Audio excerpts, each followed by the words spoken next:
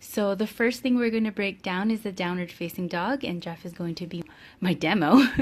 Curl the toes under and lift your feet hip width apart. So your feet are as wide as your hips, and your hands are also as wide as your shoulders. So Jeff is going to demonstrate a bad downward dog. So he's going to bend through the elbows. He's putting all his pressure on his wrists and just bending on the knees a lot and not really using his legs. So now what he's going to do is push the mat away so his arms are staying strong. And now look at his fingertips and finger pads. So he's spread across the mat with his finger pressing down and the knuckles pressing down. You'll notice that his shoulders, so roll your shoulders in towards your ears. So some of us like to collapse into the shoulders, but we want to create space. So roll your shoulder blades down and back. And now you have so much more space.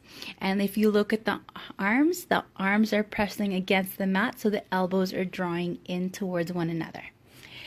And with the hamstrings, well, Jeff just has tight hamstrings, so it's okay if you bend through the knees. But what you want to do is pivot the hips up towards the sky. So pivot up, there you go. And then try to reach your heels down towards the mat. The hamstrings, you're going to try and reach towards the back of the room. And eventually it'll get there. Now from this downward facing dog, we'll go into high plank. So from your high plank, you want to make sure your shoulders are directly above your wrists, your heels reach back, and that your hip is not sinking down. So sink your hips down. And so what this does is creates a lot of tension in your low back, and it's actually not really safe. So bring your hips up a little higher and you're forced to engage your core.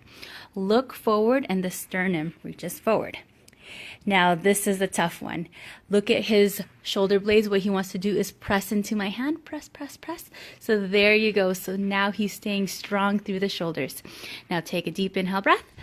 And exhale, bend your elbows into a chaturanga. So in this chaturanga, the elbows are moving in towards the ribs. Okay, come back into upward facing dog. So you're pushing the mat away, and there's actually nothing else but the hands and the toes touching the mat. And this is a nice deep back bend. Roll through the shoulder blades, look all the way up. So just take a moment before you move, collapse into your shoulders. Yes, so we want to avoid this. This is not good for our shoulders and not good for our neck. So push the mat away, create so much space and freedom. Thank you. Then push back into your downward facing dog. So this is not easy.